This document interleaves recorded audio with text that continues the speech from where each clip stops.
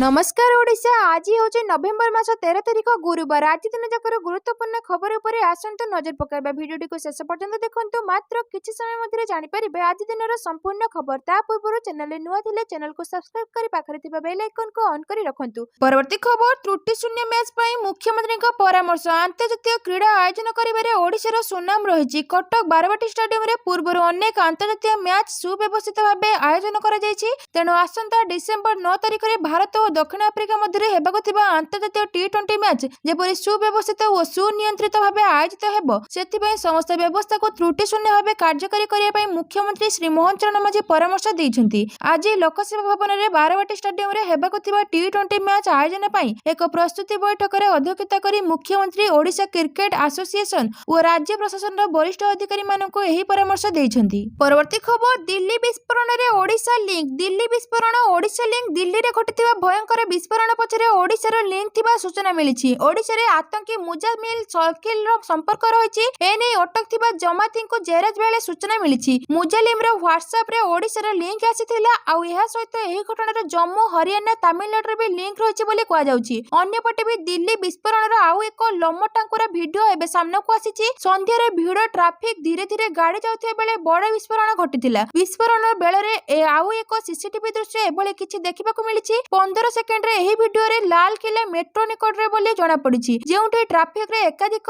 Car धीरे धीरे आगु बढ़ुथिबा बेले हठात बड़ विस्फोरण हेउथिबा देखिबाकू मिलिछि। परवर्ती खबर विदेश रो फेरी लाल किला विस्फोरण रे आहतों को भेटिले प्रधानमंत्री मोदी। भूटान रो 2 दिनिया विदेश गस्त सारी फेरिबा परे प्रधानमंत्री नरेंद्र मोदी तुरंत दिल्ली रो लाल किला नायक जयप्रकाश डाक्तरखाना रे लाल किला विस्फोरण रे आहत होइतिया व्यक्ति मानको भेटिचंती। जातीय राजधानी रो एही प्रमुख पर्यटन स्थल रे होइतिया विस्फोरण रे 10 जनकर मृत्यु घटिथिबा बेले 20 रु अधिक आहत होइथिले। बुधवार दिल्ली रे अवतरण करिबा परे प्रधानमंत्री मोदी सीधा सड़क एलएनजेपी डाक्तरखाना को जाइथिले। सूत्र अनुसार प्रधानमंत्री प्रत्येक आहतों को व्यक्तिगत भाव में भेटी सेमानकर सह कथबार्ता करथिले एवं सेमानक शीघ्र आरोग्य कामना करथिले। डाक्तरखाना रे उपस्थित अधिकारी और डाक्तर माने मध्ये ताको स्थिति संपर्क रे सूचना दैथिले। परवर्ती खबर सामना को आसिला लाल किला विस्फोरण रो प्रथम सीसीटीवी फुटेज। विस्फोरण पूर्व दिल्ली रो विभिन्न छक बुलिथिला कार। दिल्ली रो लाल किला रे होइतिबा विस्फोरण रो सीसीटीवी फुटेज सामना को आसीछि। जेउथरे लाल किला निकट रे होइतिबा आतंकवादी आक्रमण रो भयंकर दृश्य कैद होइछि। सोमवार दिन जातीय राजधानी दिल्ली रे होइतिबा विस्फोरण 12 जनकर मृत्यु होइतिला। अन्य 24 जन आहत मध्ये होइतिले। विस्फोरण संपर्क रे एपर्यंत अनेक खुलासा होइछि। विस्फोरण रो सीसीटीवी फुटेज रे जने संदिग्ध जयश आतंकवादी उमर रो कार विस्फोरण हेउथिबा देखिबाकू मिलिछि।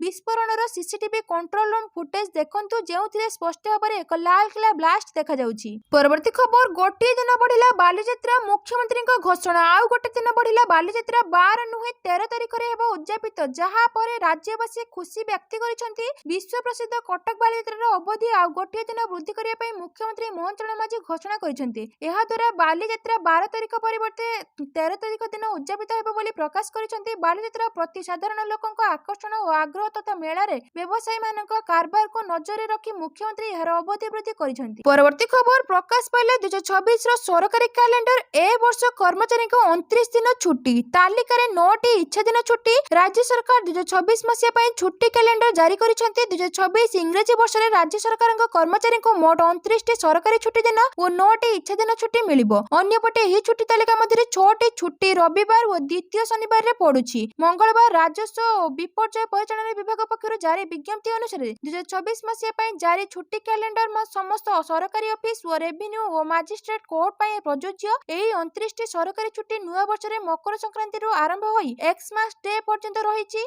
सेप्टेम्बर 15 तारिख रे पडुथिबा नुआ खाई पई 2 दिन अर्थात 15 और 16 तारिख को छुट्टी घोषणा करा जायछि। परवर्ती खबर बिहार रे सरिला निर्वाचन आसिला बुथ बाहुडा मत। अधिकांश सर्वे संस्थार आकलन बिहार रे क्लीन स्वीप करिबो एनडीए। एकथा आमे कहनु विभिन्न संस्था करिथिबा एग्जिट पोल बा बुथ बाहुडा मत रु जणा पडिछि। अधिकांश संस्थाक एग्जिट पोल रे एनडीए को बहुमत मिलि पारे बोली अनुमान करा जायछि। बड़ कथा हेले एग्जिट पोल अनुसार महागठबंधन को सख्त झटका लागिछि। अधिकांश एग्जिट पोल रे महागठबंधन 100 अंक भी अतिक्रम करि पारु नाही। परवर्ती खबर डिसेंबर 17 रे ओटीटी परीक्षा। आसंता काली ठारो ऑनलाइन आवेदन आरंभ। आसंता डिसेंबर 17 रे ओटीटी परीक्षा। ओडिशा शिक्षक योग्यता परीक्षा ओटीटी 2025 डिसेंबर 17 रे अनुष्ठित हेबो। एनी माध्यमिक शिक्षा बोर्ड ओडिशा आज सूचना देछि। ओडिशा ओटीटी 2025 परीक्षा संपर्क रे एक विज्ञप्ति जारी करिछि ओडिशा एवं डिसेंबर 17 दुईटी शिफ्ट रे योग्य ପ୍ରାର୍ଥୀମାନେ ପରୀକ୍ଷା ଦେବେ। ବୋର୍ଡ ଅନୁଯାୟୀ ଯୋଗ୍ୟ ଏବଂ ଆଗ୍ରହୀ ପ୍ରାର୍ଥୀମାନେ ଆସନ୍ତାକାଲିଠାରୁ କେବଳ ଅନଲାଇନରେ ଆବେଦନ କରିପାରିବେ ଏବଂ OTET 2025 ଫର୍ମ ପୂରଣ ନଭେମ୍ବର 25 ମଧ୍ୟରାତ୍ରି ପର୍ଯ୍ୟନ୍ତ ଜାରି ରହିବ। ଅନଲାଇନ ପଞ୍ଜୀକରଣ ପାଇଁ ପର୍ଯ୍ୟାୟକ୍ରମେ ନିର୍ଦ୍ଦେଶାବଳୀ, ପ୍ରାର୍ଥୀଙ୍କ ପ୍ରଯୁଜ୍ୟତା ଏବଂ ଯୋଗ୍ୟତା ମାନଦଣ୍ଡ ସମ୍ବଳିତ ନିର୍ଦ୍ଦେଶାବଳୀ, ପାଠ୍ୟକ୍ରମ ବା ସିଲାବସ୍ ଏବଂ ଏହାର ଷ୍ଟ୍ରକ୍ଚର ଏବଂ କଣ୍ଟିନ୍ୟୁଡ୍ ସାର୍ଟିଫିକେଟ୍ ପାଇଁ ଫର୍ମାଟ୍ ୱେବସାଇଟରେ ଉପଲବ୍ଧ। ପରବର୍ତ୍ତୀ ଖବର, ଅଯୋଧ୍ୟାରେ ବିସ୍ଫୋରଣ କରିବାକୁ ଚାହୁଁଥିଲେ ଆତଙ୍କବାଦୀ। ଦିଲ୍ଲୀ ବିସ୍ଫୋରଣ ଘଟଣାରେ ଗିରଫ ହୋଇଥିବା ଆତଙ୍କବାଦୀଙ୍କଠାରୁ ଏକ ବଡ଼ ଖୁଲାସା ହୋଇଛି। ଆତଙ୍କବାଦୀମାନେ ଅଯୋଧ୍ୟାରେ ବିସ୍ଫୋରଣ କରିବାକୁ ଚାହୁଁଥିଲେ। ସୂତ୍ର ଅନୁଯାୟୀ ଗିରଫ ଆତଙ୍କବାଦୀଙ୍କ ମଡ୍ୟୁଲ ଉତ୍ତରପ୍ରଦେଶର ମନ୍ଦିର ଏବଂ ଧାର୍ମିକ ସ୍ଥଳଗୁଡ଼ିକୁ ଟାର୍ଗେଟ କରିଥିଲା। ଅଯୋଧ୍ୟା ଏବଂ ବାରାଣସୀ ବିଶେଷ ଭାବରେ ଟାର୍ଗେଟ କରାଯାଇଥିଲା। ଗିରଫ ହୋଇଥିବା ଶାହିନ ଅଯୋଧ୍ୟାରେ ଏକ ସ୍ଲିପର ମଡ୍ୟୁଲ ସକ୍ରିୟ କରିଥିଲେ। ଆତଙ୍କବାଦୀମାନେ ଅଯୋଧ୍ୟାରେ ଏହି କାର୍ଯ୍ୟକଳାପ କରିବା ପୂର୍ବରୁ ବିସ୍ଫୋରକ ଜବତ କରାଯାଇଥିଲା। ଏହି ଘଟଣାରେ ପୋଲିସ ଚଢ଼ାଉ କରି ଗିରଫଦାରୀ ଆରମ୍ଭ କରିଥିଲା। ସୂତ୍ର ଅନୁଯାୟୀ ଲାଲକିଲ୍ଲା ବିସ୍ଫୋରଣ କରିବାର କୌଣସି ଯୋଜନା ନଥିଲା। ତଦନ୍ତରୁ ଜଣାପଡ଼ିଛି ଯେ ବିସ୍ଫୋରକଗୁଡ଼ିକରେ ଟାଇମର କିମ୍ବା ଅନ୍ୟ କୌଣସି ଉପକରଣ ବ୍ୟବହାର କରାଯାଇନଥିଲା।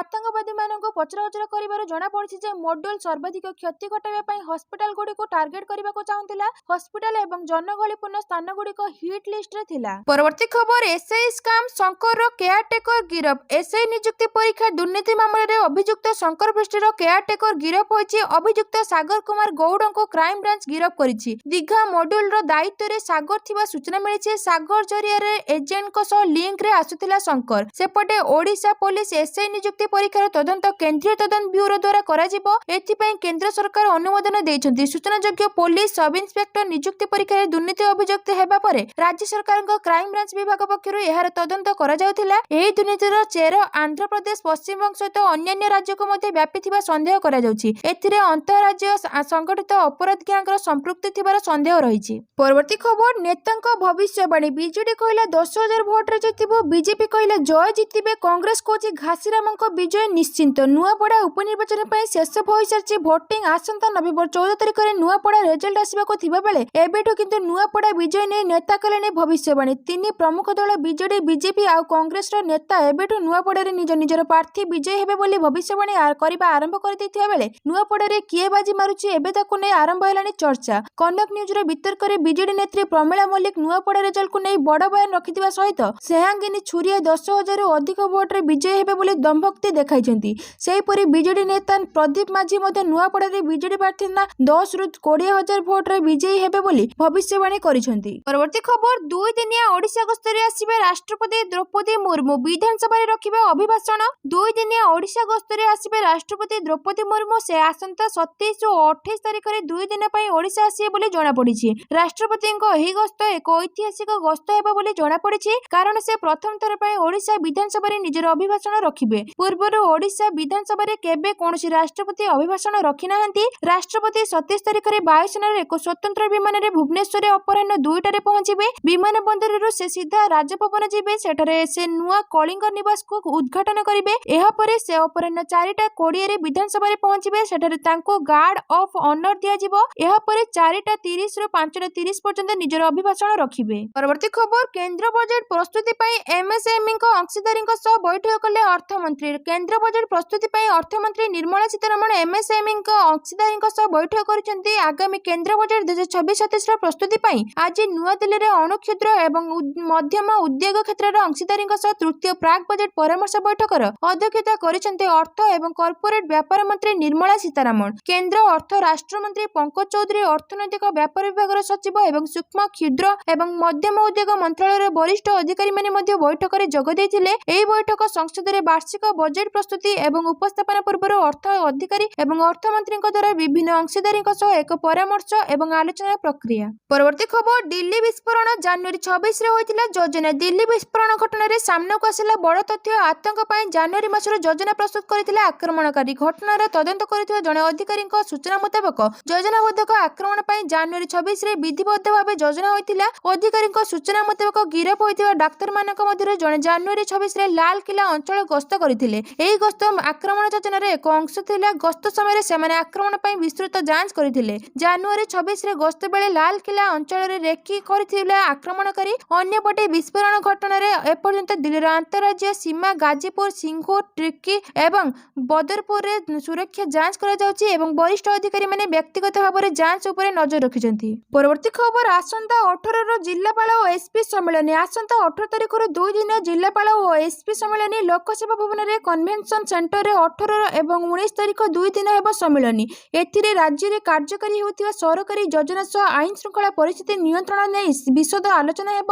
2 ଦିନିଆ ସମ୍ମିଳନୀରେ କେନ୍ଦ୍ର ଓ ରାଜ୍ୟ ସରକାରଙ୍କ ଯୋଜନାର ସଫଳ କାର୍ଯ୍ୟାନ୍ୱୟନ, ରବି ଧାନ ସଂଗ୍ରହ ଓ ନୂଆଦିଲ୍ଲୀ ବିସ୍ଫୋରଣ ପରେ ସୁରକ୍ଷା ବ୍ୟବସ୍ଥାକୁ ବୈଠକରେ ଗୁରୁତ୍ୱ ଦିଆଯିବ। ତୃଣମୂଳ ସ୍ତରରେ ଉଭୟ ସରକାରଙ୍କ ଯୋଜନା ପହଞ୍ଚାଇବା ନେଇ ଆଲୋଚନା କରିବେ ମୁଖ୍ୟମନ୍ତ୍ରୀ ମୋହନ ଚରଣ ମାଝୀ। ପରବର୍ତ୍ତୀ ଖବର ଆଉଥରେ ହେଉ ନୂଆପଡ଼ା ଉପନିର୍ବାଚନ। କଂଗ୍ରେସ ବଟନ ଟିପିଲେ ଭାଜପାକୁ ଯାଉଛି ସାଂଘାତିକ ଅଭିଯୋଗ କଲା କଂଗ୍ରେସ। ନୂଆପଡ଼ାର ଉପନିର୍ବାଚନରେ ଭୋଟ ଚୋରି ନେଇ ସାଂଘାତିକ ଅଭିଯୋଗ ଆଣିଛି କଂଗ୍ରେସ। ଏହି ଅବସରରେ ମଙ୍ଗଳବାର ଏକ ପ୍ରେସ ବାର୍ତ୍ତା ମାଧ୍ୟମରେ ପିସିସି ଉପସଭାପତି ତଥା ପୂର୍ବତନ ବିଧାୟକ ଲଲାଟେନ୍ଦୁ ମହାପାତ୍ର ଖବରଦାତାଙ୍କୁ ସୂଚନା ପ୍ରଦାନ କରି କହିଛନ୍ତି, 26 ବର୍ଷ ଧରି ରାଜ୍ୟରେ ଶାସନ କରିଥିବା ଉଭୟ ଭାଜପା ଓ ବିଜେଡି ମିଛ ପ୍ରତିଶ୍ରୁତି ଦେଇ ସାଧାରଣ ଜନତାଙ୍କୁ ପ୍ରତାରଣା କରିଛନ୍ତି, ଯାହାର ଫଳସ୍ୱରୂପ ନୂଆପଡ଼ା ଉପନିର୍ବାଚନରେ ବିଜେଡି ଓ ଭାଜପା ପ୍ରତି ଲୋକଙ୍କ ସମର୍ଥନ ମିଳୁନଥିବାରୁ ଏବଂ ମାଟିର ପୁଅ କଂଗ୍ରେସ ପ୍ରାର୍ଥୀ ଘାସିରାମ ମାଝୀଙ୍କ ପ୍ରତି ଲୋକ ସମର୍ଥନ ଦେଖି ଶାସକ ଭାଜପା ଦଳବଳ ଓ କୌଶଳ ଲଗାଇ ଅନୈତିକ ଉପାୟରେ ନିର୍ବାଚନ ଜିତିବାକୁ ଚେଷ୍ଟା କରୁଛି। ପରବର୍ତ୍ତୀ ଖବର ନୂଆପଡ଼ାରେ ନକଲି ଭୋଟରଙ୍କୁ ଆୟୁଧ କରିଛି ବିଜେପି। ନୂଆପଡ଼ା ଉପନିର୍ବାଚନରେ ନକଲି ଭୋଟର। ନୂଆପଡ଼ାର ଅସଲି ଭୋଟରଙ୍କ ଜାଗାରେ ଭୋଟ ଦେଇଛନ୍ତି ଛତିଶଗଡ଼ରୁ ଆସିଥିବା ଲୋକ।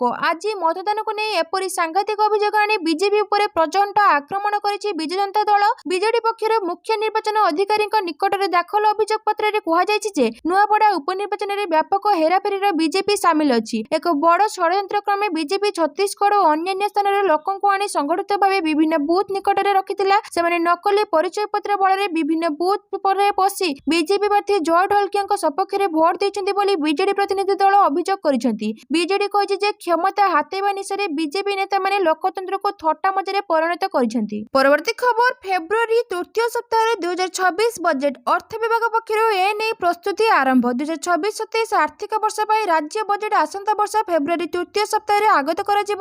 ଅର୍ଥ ବିଭାଗ ପକ୍ଷରୁ ଆଜିଠାରୁ ଏ ନେଇ ପ୍ରସ୍ତୁତି ଆରମ୍ଭ ହୋଇଛି। ଆଜି ଅର୍ଥ ବିଭାଗ ପକ୍ଷରୁ ବିଭିନ୍ନ ବିଭାଗକୁ ଦିଆଯାଇଥିବା ଚିଠିରେ କୁହାଯାଇଛି, 2026-27 ପାଇଁ ଆସନ୍ତା ଡିସେମ୍ବର 20 ସୁଦ୍ଧା ବିଭାଗମାନେ ବଜେଟ ଆକଳନ ପ୍ରସ୍ତାବ ଦାଖଲ କରିବେ।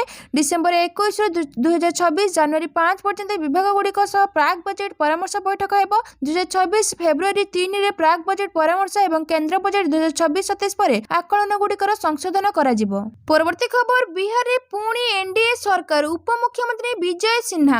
ବିହାରର ଉପମୁଖ୍ୟମନ୍ତ୍ରୀ ବିଜୟ ସିହ୍ନା ଏକ୍ଜିଟ୍ ପୋଲ୍ ଟ୍ରେଣ୍ଡ ଉପରେ ପ୍ରତିକ୍ରିୟା ଦେଇ କହିଛନ୍ତି ଯେ ମୁଁ ଗଣତନ୍ତ୍ରର ଜନନୀ ବିହାରର ଭୂମିରେ ବାସ କରୁଥିବା ପ୍ରତ୍ୟେକ ବିହାରୀଙ୍କୁ ମୋର କୃତଜ୍ଞତା ଏବଂ ଧନ୍ୟବାଦ ଜଣାଉଛି, କାରଣ ସେମାନେ ପୁଣି ଥରେ ଡବଲ ଇଞ୍ଜିନ ସରକାର ପ୍ରଧାନମନ୍ତ୍ରୀ ନରେନ୍ଦ୍ର ମୋଦି ଏବଂ ମୁଖ୍ୟମନ୍ତ୍ରୀ ନୀତିଶ କୁମାରଙ୍କୁ ବିହାରର ବିକାଶକୁ ତ୍ୱରାନ୍ୱିତ କରିବାକୁ ସୁଯୋଗ ଦେଇଛନ୍ତି। ସେ କହିଛନ୍ତି ଯେ ବିହାର ଏକ ବିପୁଳ ସଂଖ୍ୟାଗରିଷ୍ଠତା ସହିତ ଏନଡିଏ ସରକାର ଗଠନ ହେବାକୁ ଯାଉଛି। ପରବର୍ତ୍ତୀ ଖବର ହତାଶାର ପ୍ରତିଫଳନ ସୁରେଶ ପୂଜାରୀ। ନୂଆପଡ଼ା ରେଜଲ୍ଟକୁ ନେଇ ପ୍ରମିଳାଙ୍କ ମନ୍ତବ୍ୟକୁ କାଉଣ୍ଟର କରିଛନ୍ତି ରାଜସ୍ୱ ମନ୍ତ୍ରୀ ସୁରେଶ ପୂଜାରୀ। କାଉଣ୍ଟର କରି ସୁରେଶ ପୂଜାରୀ କହିଛନ୍ତି ଯେ ଏହା ବିଜେଡିର ହତାଶା ଭାବର ପରିଚୟ। ଡ୍ରେସ୍ ରିହର୍ସାଲ ଆରମ୍ଭ କରିଛି ବିଜେଡି। ରେକର୍ଡ ସଂଖ୍ୟାରେ ଭୋଟ ପାଇବ, ରେକର୍ଡ ମାର୍ଜିନରେ ମଧ୍ୟ ଜିତିବ। ଏହା ସହ ନୂଆପଡ଼ାରେ ଭଲ ମାର୍ଜିନରେ ଜିତିବ କହିଛନ୍ତି ଜୟ ନାରାୟଣ ମିଶ୍ର। ଲୋକେ ସରକାରୀ ଦଳ ସହ ରହିବାକୁ ଇଚ୍ଛା ପ୍ରକାଶ କରିଛନ୍ତି। ନୂଆପଡ଼ା ଭୋଟର ରାଜୁ ଢୋଲକିଆଙ୍କ ପରିବାର ସହ ରହିବେ ବୋଲି କହିଛନ୍ତି। ମୁଖ୍ୟମନ୍ତ୍ରୀ ମଧ୍ୟ ନୂଆପଡ଼ା ପାଇଁ ଅନେକ ଘୋଷଣା କରିଛନ୍ତି। ନୂଆପଡ଼ାରେ ମେଡିକାଲ କଲେଜ ପାଇଁ ବି ପ୍ରତିଶ୍ରୁତି ଅଛି, ନିଶ୍ଚୟ ଜିତିବ। ପ୍ରମିଳା କହିଥିଲେ ଯେ ସବୁ ଠିକ୍ ଥିଲେ ଆମେ 10,000 ଭୋଟରେ ଜିତିବୁ।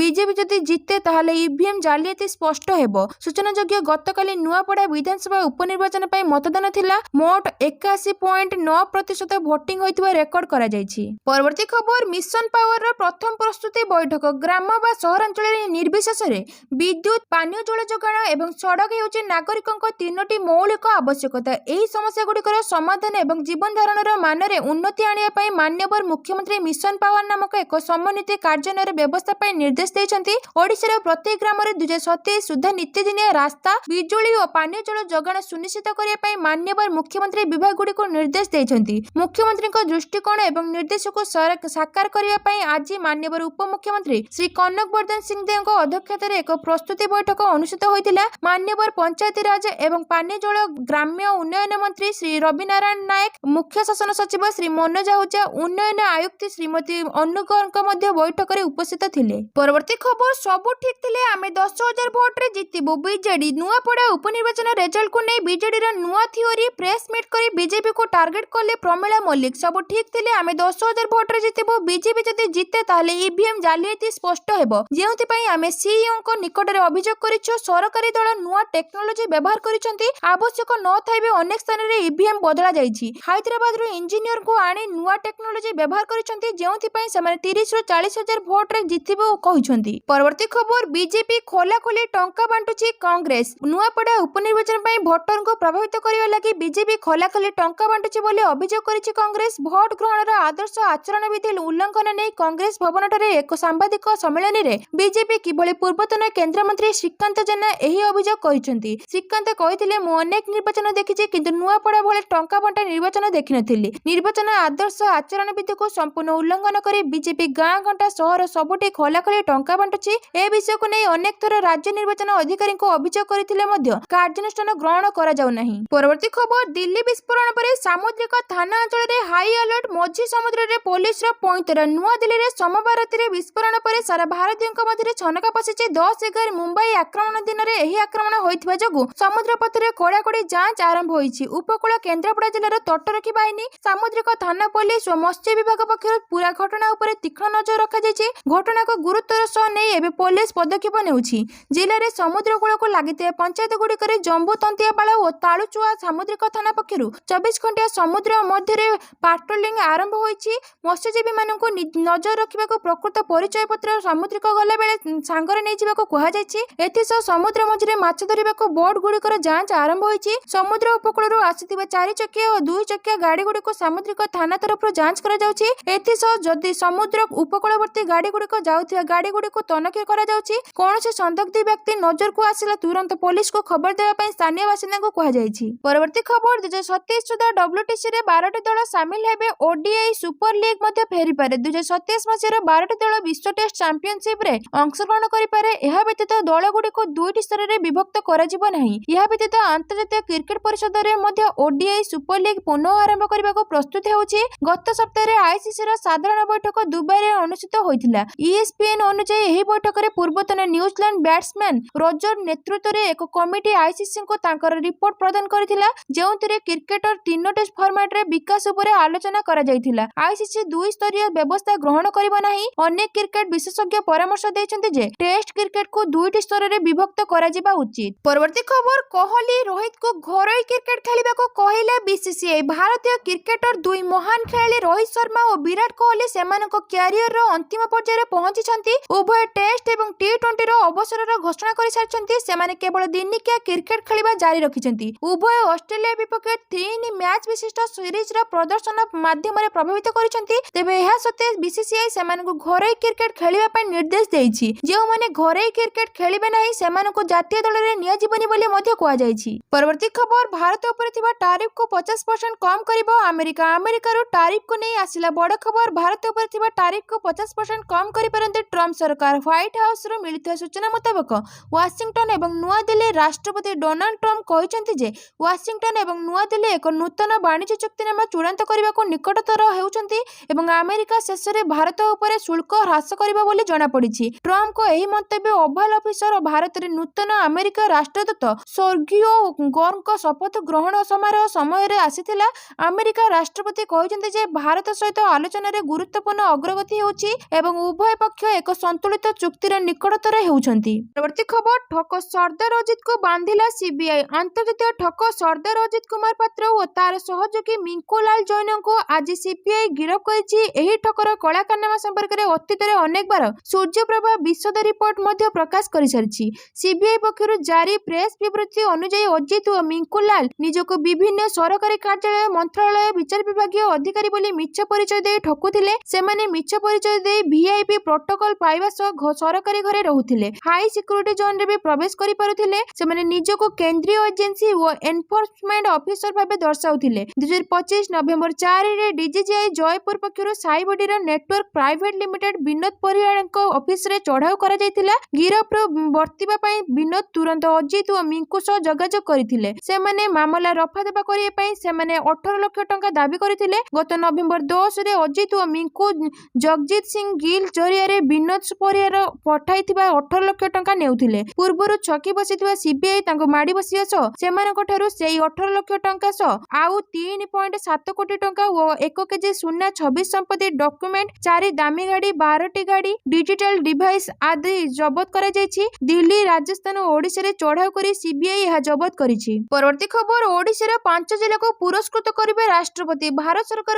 जल शक्ति मंत्रालय आज जल संचय जन भागीदारी 1.0 प्रयास अंतर्गत उत्कृष्ट प्रदर्शनकारी जल पंचायत जन भागीदारी पुरस्कार विजेता तालिका घोषणा करिछि। जल शक्ति अभियान कैच द रन अभियान अंतर्गत एक प्रमुख गोष्ठी आधारित कार्यक्रम में योगदान पाई एही पुरस्कार मिलिथाय। राष्ट्रपति द्रौपदी मुर्मू नुआ दिल्ली रे विज्ञान भवन में अनुष्ठित एक समारोह में 2025 मसीहा पाई षष्ठ जातीय जल पुरस्कार सहित जल पंचायत जन भागीदारी पुरस्कार प्रदान करिवे। प्रधानमंत्री जल शक्ति जन शक्ति दृष्टिकोण अनुप्राणित होई जल संचय जन भागीदारी प्रयास 2024 सेप्टेम्बर 6 रे गुजरात सूरत रु आरंभ करा जायतिला। परवर्ती खबर आबुधाबी रे आईपीएल 2024 रो मिनी नीलाम इंडियन प्रीमियर लीग रो खेलाड़ी नीलाम विदेश रे अनुष्ठित हेबो। बीसीसीआई मध्यस्थ सूत्रर प्रकाश से आईपीएल 2024 संस्करण लागि मिनी नीलाम यूएई रो आबुधाबी रे अनुष्ठित हेबो। डिसेंबर तृतीय सप्ताह रे एही नीलाम आयोजन हेबो बोली जणाइबाकु मिलिछि। बीसीसीआई मध्यस्थ एही सूत्रर प्रकाश से आईपीएल 2024 खेलाड़ी नीलाम पई डिसेंबर 15-16 तारिख रे बीसीसीआई धार्य करिछि। गत दुईटी संस्करण रो आईपीएल खेलाड़ी नीलाम यूएई जेद्दा और दुबई सहर रे अनुष्ठित होइतिला। चलित वर्ष रो आईपीएल नीलाम भारत रे करिबाकु विचार करा जायतिला, हेले यूएई एहर आयोजन परंपरा बजाय रखिबाकु बीसीसीआई निष्पत्ति नेइछि। परवर्ती खबर पाकिस्तान रे सामरिक बाहिनी रो निर्देश रे क्षमता दखल करा जाउछि। इस्लामाबाद रे एक कोर्ट बाहर आत्मघाती विस्फोरण पई पाकिस्तान प्रधानमंत्री शाहबाज शरीफ भारत को दायी करिसेंति। भारत पाकिस्तान प्रधानमंत्री शाहबाज शरीफ को बयान को मनगड़ा कहानी बोली कहिछि। वैदेशिक मंत्रालय रे मुखपात्र रणधीर जयसवाल कहिसेंति पाकिस्तान एहर अभ्यंतरीण समस्या जनसाधारण ध्यान हटाइबा पई एपरि कहानी प्रस्तुत करुछि। पाकिस्तान संविधान को अवमानना करी सामरिक बाहिनी निर्देश रे क्षमता दखल करा जाउछि। अंतर्जातीय समुदाय वास्तवता विषय रे बेस भल भाबे अवगत अछंती। पाकिस्तान हताशापूर्ण ध्यान को हटाइबा परी चाल रे विश्व समुदाय भ्रमित हेबो नाही। परवर्ती खबर बॉलीवुड अभिनेता गोविंदा स्वास्थ्य अवस्था गुरुतर। बॉलीवुड अभिनेता गोविंदा हॉस्पिटल रे भर्ती घरे अचेत होई पड़िबा परे तांको हॉस्पिटल रे भर्ती करा जायछि। ए नै तांकर बंधु तथा आईनजीवी ललित बिंदल ए नै सूचना दैछंती। रिपोर्ट अनुसार अचेत हेबारु तांको अवस्था बिगड़िछि। गतकाली सकाळे सब किछि ठीक थिला, तेबे राति रे से हठात बेहोश होइथिले। राति 1टा रे हॉस्पिटल भर्ती करथिले। तांकर डाक्टरी टेस्ट होइछि, रिपोर्ट को अपेक्षा करा जायछि। रिपोर्ट अनुसार एहर मुख्य कारण हेउछि दिग्भ्रष्टता। एहा एक पृथक रोग नुहे बरং एक लक्षण। परवर्ती खबर ट्रम्प को बड़ खुलासा कहिले विदेशी छात्र मानकु निषेध कले बंद होई पारे। अमेरिका राष्ट्रपति डोनाल्ड ट्रम्प अमेरिका रे विदेशी छात्र मानकु पढ़िबाकु अनुमति देबा पई समर्थन करिसेंति। से कहिसेंति जे एहा केवल देशर शिक्षा व्यवस्था को मजबूत करे नाही बरং आर्थिक दृष्टि मध्ये अत्यंत लाभदायक। ट्रम्प कहिसेंति विदेशी छात्र नाम लेखा ह्रास करिबा द्वारा अनेक अमेरिकीय विश्वविद्यालय बंद होई जिवो। ट्रम्प कहिसेंति जदि आपण विश्वर अधा छात्रन को निषेध करंती तेबे हमर कॉलेज एवं विश्वविद्यालय गुडी को ध्वंसप्राप्त होई जिवो। मु ताहा करिबाकु चाहू नाही। विदेशी देशर छात्र रहबा भल कारण हमको विश्व सहित ताल दे चालिबाकु पड़िबो। से दाबी करिसेंति चाइना एवं अन्य देशर छात्रन संख्या ह्रास करिबा द्वारा अमेरिका विश्वविद्यालय गुडीकर अधा बंद होई पारे। ट्रम्प को अनुसार विदेशी छात्र माने अमेरिकीय अर्थनीति रे $1 ट्रिलियन योगदान करंती एवं घरे छात्रन तुलन रे 2 गुण फी दियंती। से कहिसेंति मु हमर शिक्षा व्यवस्था को उन्नति करिबाकु देखिबाकु चाहूची। यह केवल छात्र मानक आकर्षित करिबा विषय नुह, यह एक व्यावसायिक मॉडल। परवर्ती खबर भारतीय अर्थव्यवस्थार सारथी। भारत डिजिटल लेनदेन क्षेत्र में इतिहास सृष्टि करुछि। डिजिटल लेनदेन देशर अर्थव्यवस्था को नुआ रूप देछि एवं विश्व स्तर रे उदाहरण सृष्टि करिछि। यूनिफाइड पेमेंट इंटरफेस एहर आधार जहाँ देशर नगद मुद्रा कारोबार को डिजिटल जुगरे परिवर्तन करि परिछि। सड़क कड़र चा दुकान हेउ बा हजार हजार टंकार जिनिस किना बिका सबठी यूपीआई रे प्रचलन चलिछि और यूपीआई एही लेनदेन को सहज एवं त्वरित कर दैछि। यूपीआई एबे भारतीयक पय लेनदेन जरूरी साधन पलटिछि। 2016 रे यूपीआई लेनदेन व्यवस्था आरंभ होइतिला। National Payments Corporation of India पक्षरु एही व्यवस्थार प्रचलन करा जायतिला। यूपीआई एक ऐप नुहे बरं कोटी कोटी लोकंकु पारंपरिक बैंकिंग व्यवस्था ठारू डिजिटल जुग को नै जायछि। यूपीआई तीनोटी व्यवस्था जो कार्य करुछि। प्रथमटी होछि लोकंक बैंक खाता, द्वितीय होछि आधार जहाँ प्रत्येक नागरिकंक बायोमेट्रिक परिचय एवं तृतीयटी होछि मोबाइल डाटा। एही तीनोटी व्यवस्था डिजिटल सार्वजनिक अवसंरचना को निर्माण करे जहाँ यूपीआई को एक क्रांतिकारी मंच रे परिणत करि परिछि।